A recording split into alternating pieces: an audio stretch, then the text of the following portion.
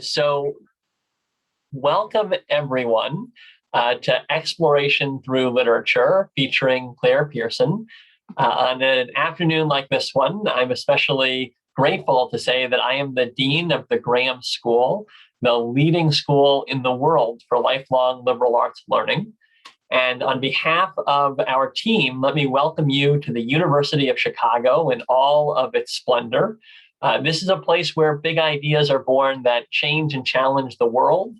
And we are the school that brings that knowledge to lifelong learners. We are actually a founding part of this university. When William Rainey Harper first set up the University of Chicago in 1890, he said that he had a plan that will revolutionize university study in this country. And the core idea in that revolutionize part was the Graham School. There was an undergraduate, a graduate, and then unique at that time, an extension.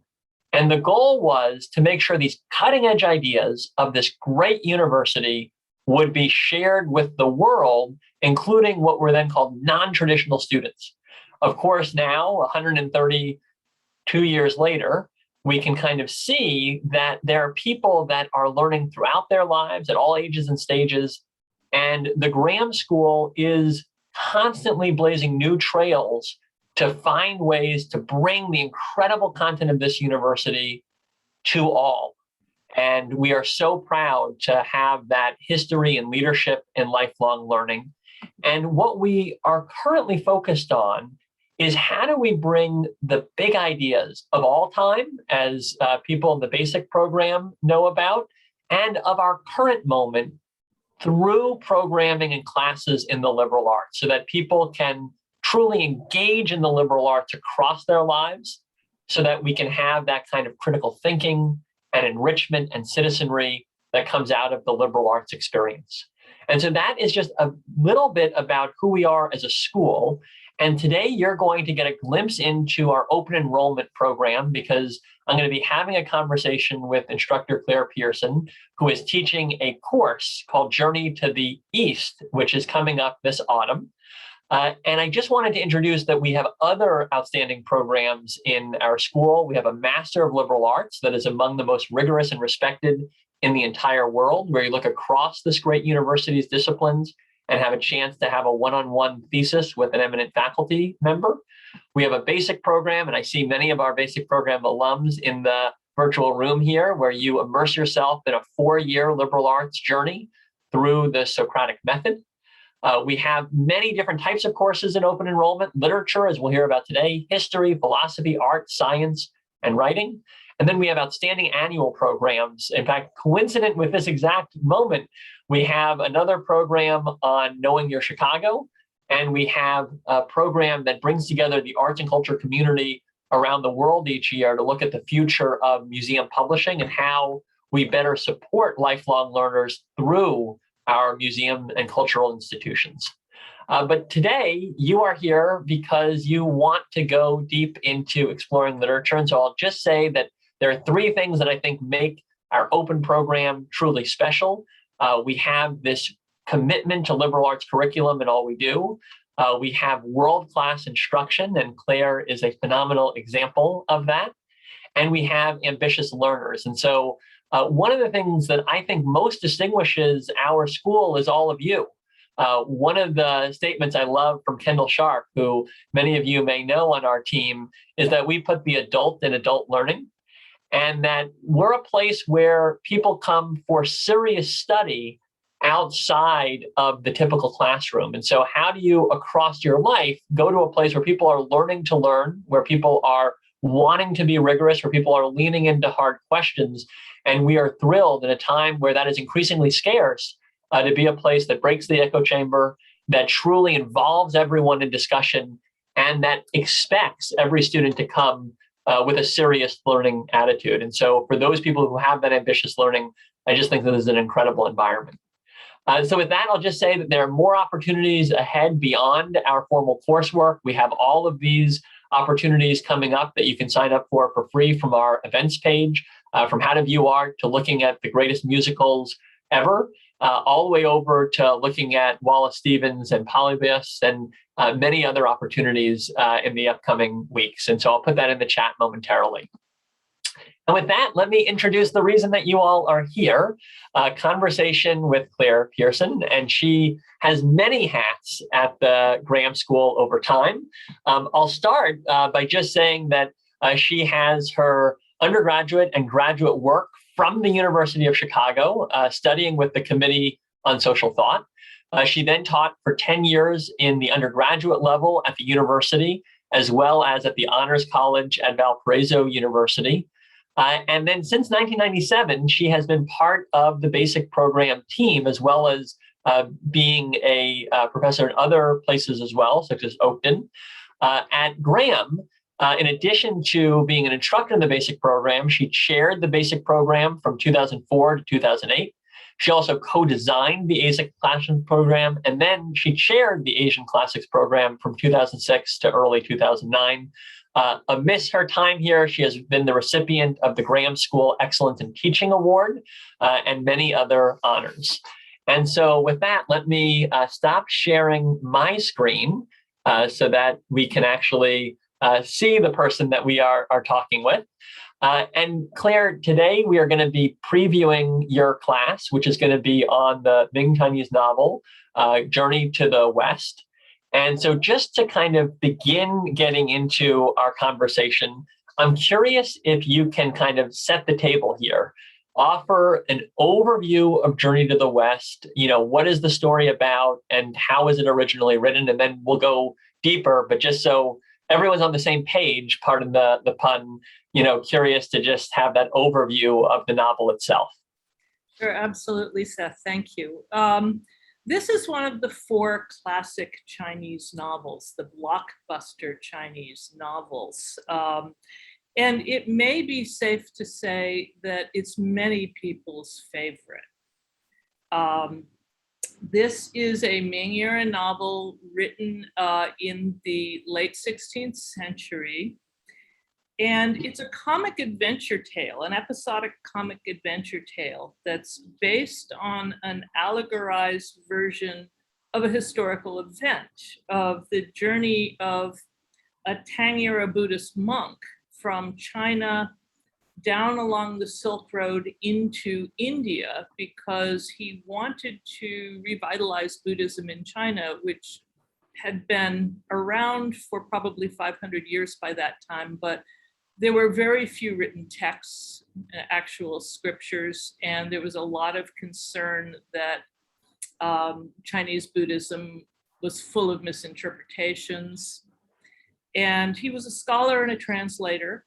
And so he undertook a journey down the Silk Road into India, studied in a whole series of places around the entire Indian subcontinent where he walked on foot in between these things, and came back. This was a 17-year journey, 2 years there, 13 years wandering the Indian continent and studying with various teachers and gathering texts, and then 2 years back. And now, this was in the first half of the 7th century, and he became an immediate folk hero, interestingly enough. This seems very scholarly. We don't tend to celebrate scholarly intellectuals and their quests in America, but they did in China. There was a tradition of valuing these things greatly. So one of the things that happened was versions of his story orally got developed and started being told by storytellers in the marketplace. And they were allegorized and elaborated on, and this is the first place where the central character to Journey to the West, and one that people are probably familiar with because he's culturally ubiquitous, the Monkey King, first turns up, and he is fun. But he is not the star of the story in these oral allegories that are around. So in the Tang period, Buddhism was growing rapidly. It had been there. Later on in imperial Chinese history, there was quite a lot of suppression of Buddhism. There were many cultural transformations. And by the time we get to the Ming era, early Ming era in the late 1500s, this was a period of Han through Tang revivalism. They wanted to turn back to their early Chinese roots.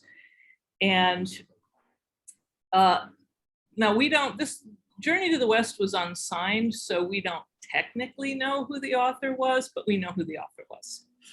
So Wu Chang'en, the Journey to the West is attributed to this author, Wu Chang'en, who he collected all the folk tales, the oral folk tales. And he himself was clearly very well versed in Chinese scholarship in terms of philosophy and religion and history.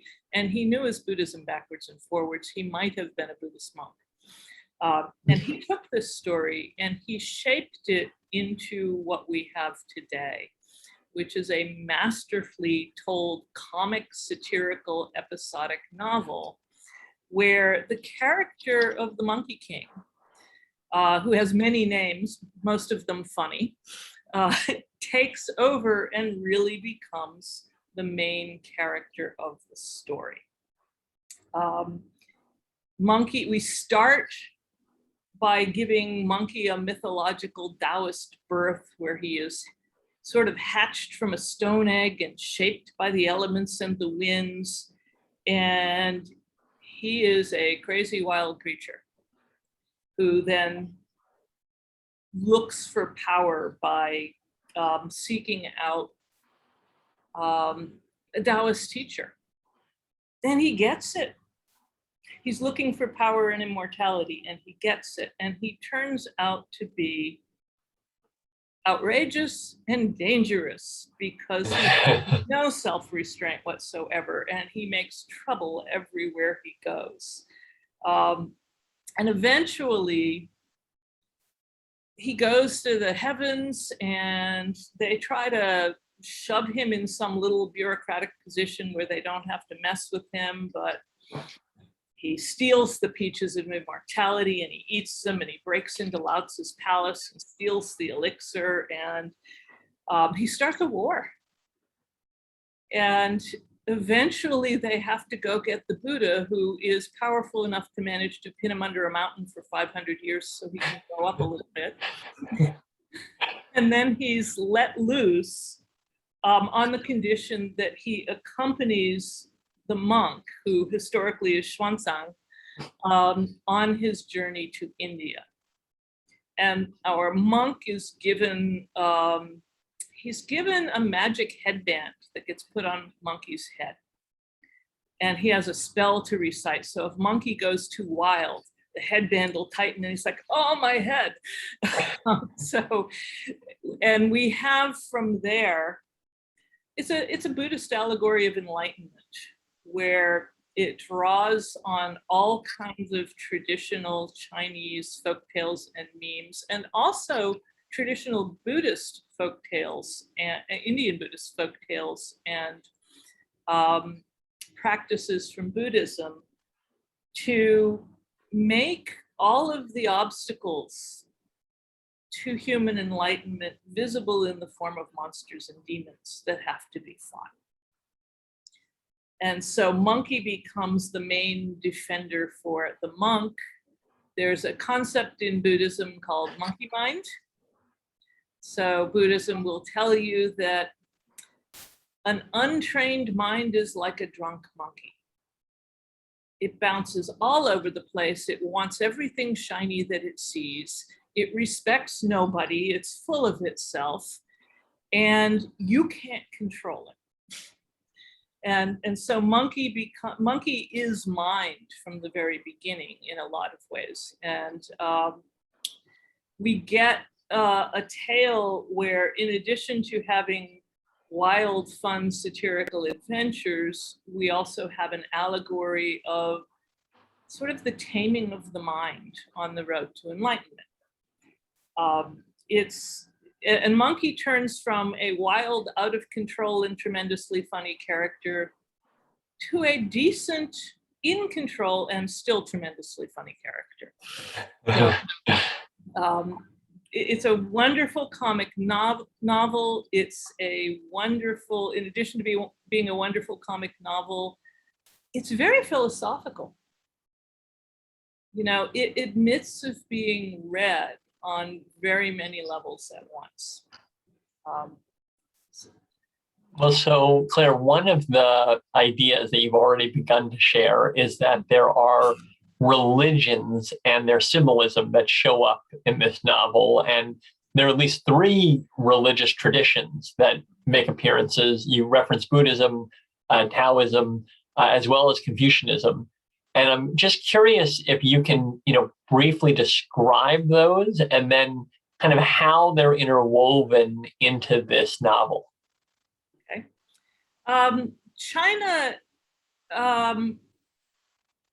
by the time that you get to the Han Dynasty, by the time that you get to the middle Han Dynasty, had Confucianism, Taoism, and Buddhism practiced very widely.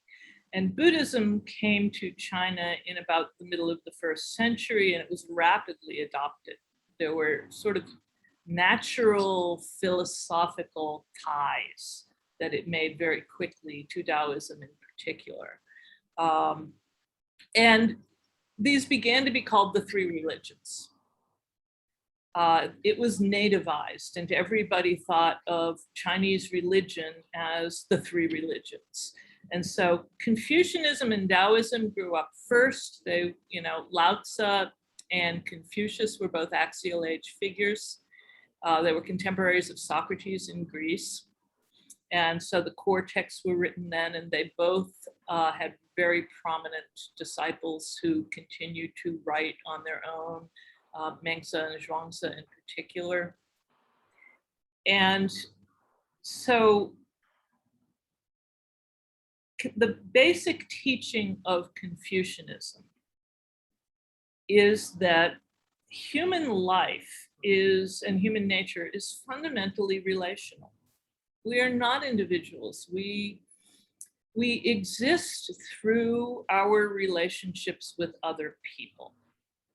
And there are 5 primary types of relationship. There is the person's relationship with social authority or some kind of ruling figure, someone who has authority over you in society, usually referred to as the ruler in society that was at first a warlord society and then imperial, but it's really with any authority. The second one was husband and wife or spousal relationships. They're not seen as equal. They were seen as less naturally hierarchical and authoritarian than a kind of citizen to ruler, but still unequal. Elder brother to younger brother, or elder sister to younger sister, elder sibling to younger sibling. I'm sorry, I skipped parent and child, which is number 2. I shouldn't jump over that one because it's absolutely critical. So parent-child relationship, then spousal relationship, then elder sibling to younger sibling, and then friends. And the idea behind Confucianism is that if we navigate all those different types of relationships well in our lives, we not only become a good person and a happy person, but we make the world around us better. And the way to navigate those relationships well is to observe traditional social rituals appropriately. Social rituals are there to make relationships run smoothly. And so Confucianism is very traditional. It's based in social ritual. Confucius goes back to the Book of Songs and reinterprets it radically as instead of a series of love poetry, it becomes something that tells us about ritual behavior. And so we end up with a society where the focus is on understanding our place and fulfilling it well. And it's a hierarchical society. This makes, this dominates public life from early China on through, arguably it still dominates in a lot of ways. And Han China in particular really heavily adopts Confucianism. They structure the government and social order on Confucian principles. One result of that is a lot of bureaucracy. Everything is very bureaucratic, but they also have a heavy respect for learning, and they have a civil service exam where you get tested on your knowledge of the classics and can you compose spontaneous poetry and all kinds of fun things like that. That appears throughout the novel, because one of the things Journey to the West does is it's a tremendous parody of bureaucracy in China. The bureaucracy extends to the land of the dead, where you have to fill out your proper forms when you want to talk to people, and you have to go through the proper channels if you want access. And it extends to the heavens, where everybody is being shuffled around in bureaucratic positions, and you're dealing with a lot of politics, and it's great fun, really. So, and we also run into it when we deal with the human side of this, where we see the whole background to the monk's story, his birth, and a whole series of stuff that goes on in the capital with regard to that. Taoism seems to be radically different from Confucianism, although they really coexist for a while. Taoism is anti-hierarchy. It denies that the concepts that we use to see the world with have any reality. We have to look beyond conceptual divisions. We are looking to the roots of nature and the life force. We have to drop conventional notions and develop a practice that allows us to flow with the natural flow of life. This actually is probably the reason that Buddhism got such a good reception in China, that Taoism really laid the ground for it, because there was so much resonance there. And there were two kinds of Taoisms that got practiced. One was philosophical Taoism, which was very meditation-based, and even gave rise to hermitages.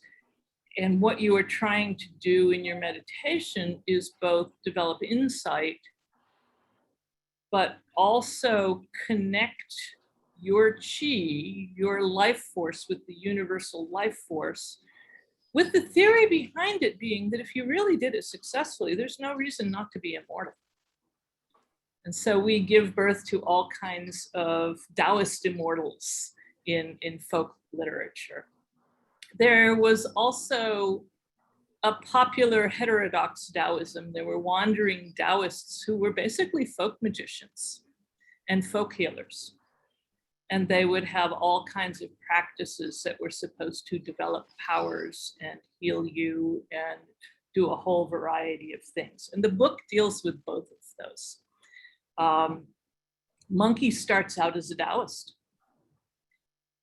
He's a Taoist who is so selfish and unrestrained in the use of the knowledge and power that he gains that his teacher tells him, get out of here and don't tell anybody that you were ever here. Do not mention my name. and he banishes him. And so he has this power, but he's developed no self-restraint with it. And the other thing that we see a lot of is we find out that a lot of the monsters and demons that we meet are heavily engaged in Taoist practices. They've done the same thing that Monkey has. They've figured out how to use spiritual forces to gain power with no ethical anchor. And so they can be very fun to deal with there. They are usually, by the way, the characters that they encounter. There is an old story that if you eat somebody with high spiritual attainment, you become immortal. So one of the things they're trying to do is to kill and eat the monk. They have to trick him and get him into a position where they can kill and eat him.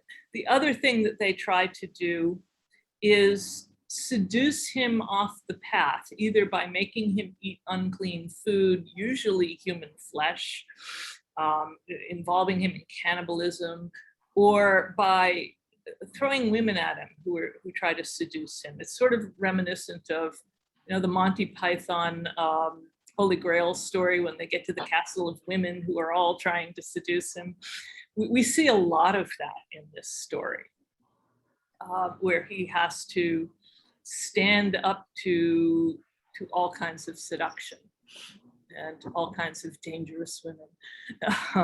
So that's the Taoist part. Buddhism enters the scene gradually in this novel and then comes to dominate it, because this is ultimately the story of a Buddhist monk who is trying to move from what he thinks is an unanchored and misinterpreted Buddhism to the real thing. And he's going in India in search of sutras, but it's allegorized as an enlightenment journey. He's trying to get to true enlightenment. We focus in the novel on Monkey trying to get to true enlightenment. He doesn't want it at the very beginning. He only wants the self-serving powers, but eventually he actually starts to learn and starts to shift his point of view. So, of course, Buddhism is grounded in the idea that it shares with Taoism the idea that our mental concepts are practical designations that don't have any reality in the true world.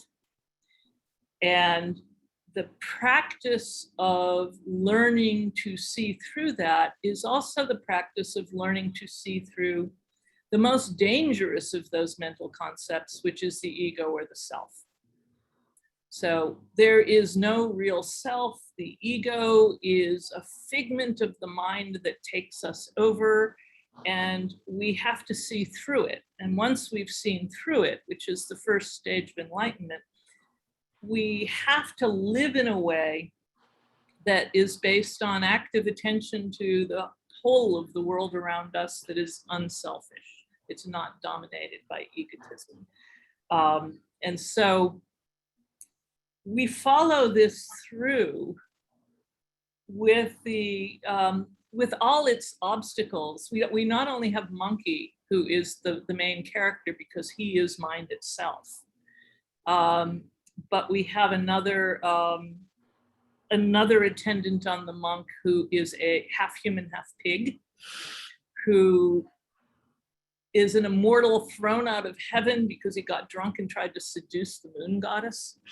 And he's condemned to go down and live on Earth. And he's another wild one. He sees food or alcohol or women, and he's lost. He can be a lot of fun too, and he gets nicknamed Idiot. He seems very removed from Buddhism, and he does not reach any stage of enlightenment by the end. And then we have another character who tends to get referred to as Sand Monk, who was an immortal who smashed things up in heaven and becomes a water demon who terrorizes people and then gets tamed and goes along the journey. So we have a lot of fun things going on there.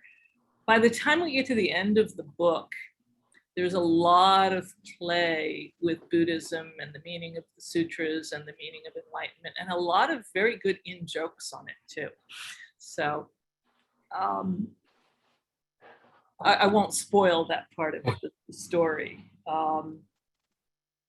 Well, so Claire, you've given us a really good insight on the totality. And then you've kind of filled in, the context in which a lot of the content itself is coming from, right? These three religious traditions, how they influence the text. One of the other beautiful parts of this book is the text itself, Yes. The comic nature, the flow. There's a moment in the book where the characters are engaging in a poetry contest.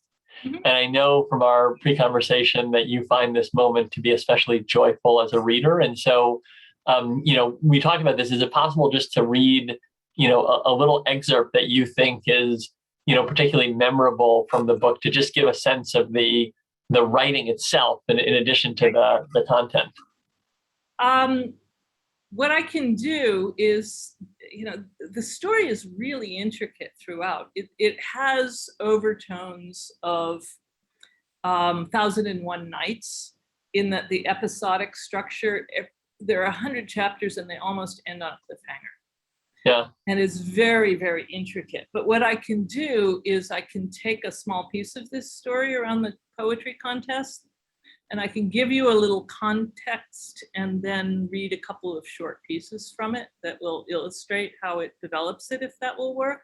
That's perfect. And then after that, just so everyone knows, we're going to come to any questions you might have for Clare. So go for it.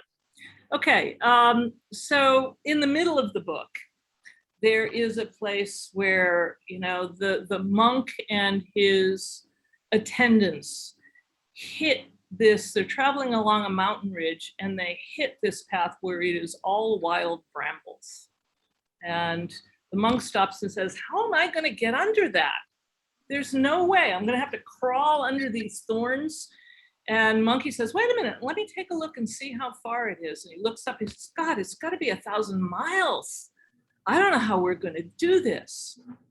And the pig at that point, idiot, says, "Oh, come on, I'll clear the way." And he makes himself giant and starts raking it away. And they all follow for miles and miles.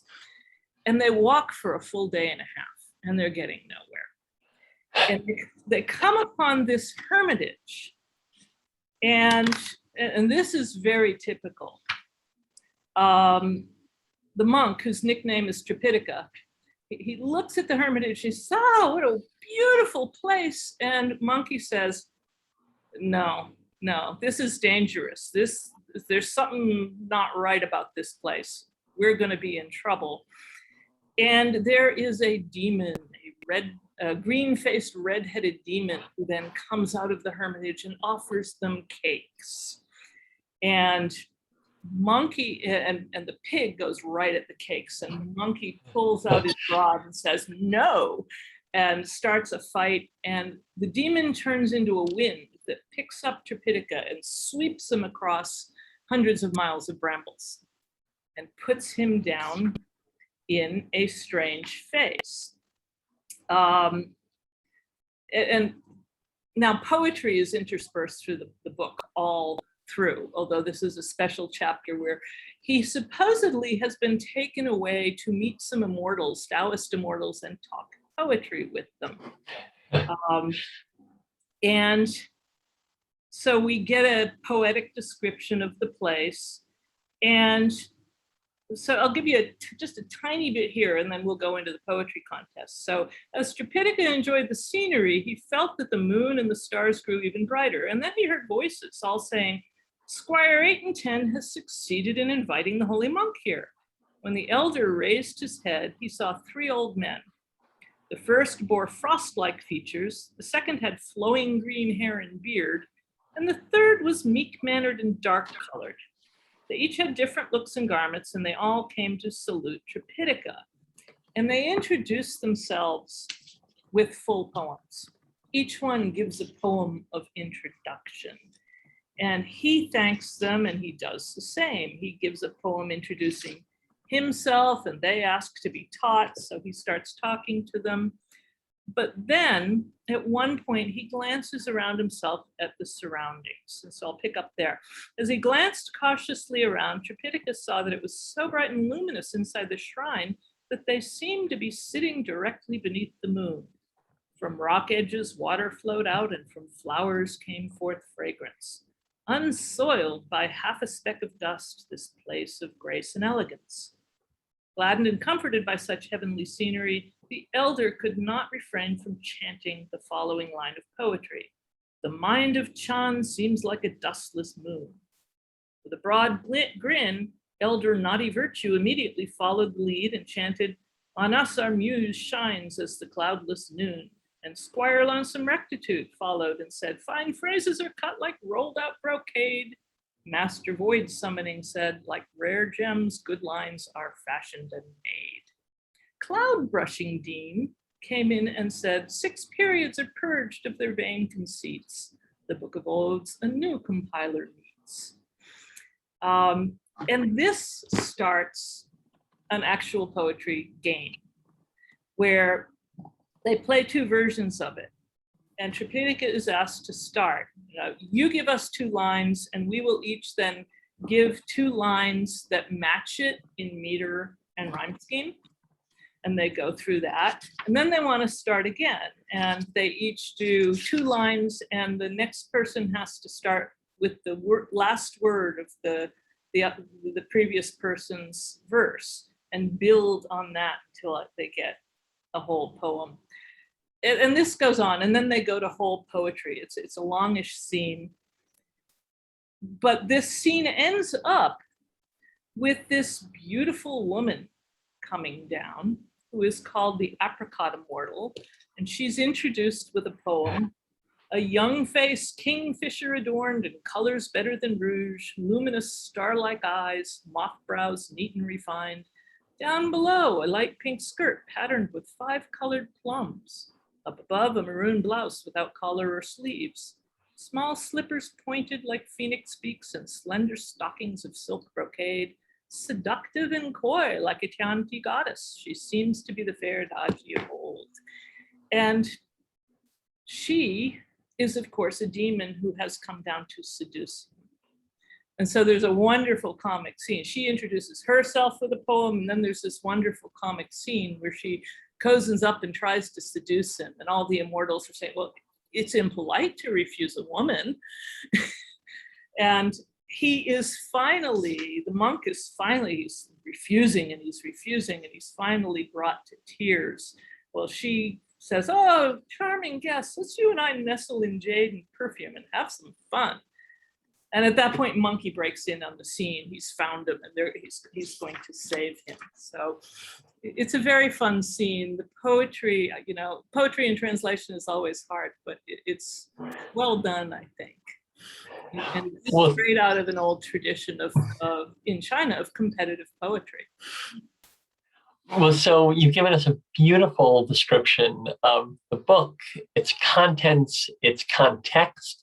I want to kind of come to today and, begin looking at its significance, because you're teaching this because this is a wonderful book to read, but also because this is a profoundly influential book. And so I'm curious to kind of dig into the significance of this novel today and your view on how it continues to influence culture in China and, for that matter, around the world. This has been, this was significant for 900 years before it was written down. Right. Not that Wu Chang'an just wrote it down. He really crafted the story, but he crafted it from the bones of oral tales that had been around for nearly 1,000 years.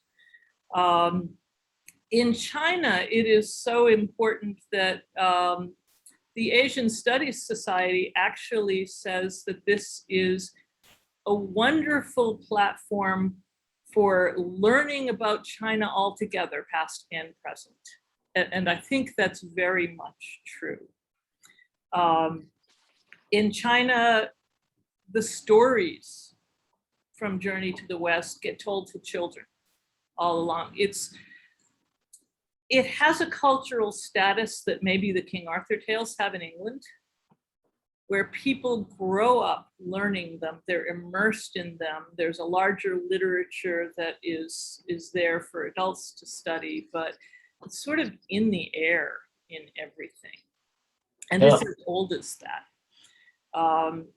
There are so many things that this has spun itself out into. There's a wonderful Beijing opera that the costuming and the acrobatic kung fu fighting done as dance is one of the people's favorite Beijing operas. It's beautifully done. It's very well known. And in addition to that, this has spun off movie after movie after movie. This started 2013 and 2017. There were two comic movies that were spin-offs of Journey to the West. They were the largest grossing blockbusters in China. Wow. It was the basis of, it got adopted by Japan. It's very influential in anime. It's the basis of the whole Dragon Ball franchise, which is popular throughout the world for anime followers. It has fed into video games. You can get storybooks and coloring books for children. There was in Brooklyn in 2017, there was a comic episodic jazz opera performed in New York that was meant to be a continuation of the Journey to the West story based on those characters, and it was very acclaimed and highly successful. It's probably been overshadowed by COVID and the lack of performances, but it actually sounds like great fun. And of course, you know, many movies, although most of them not Western movies. So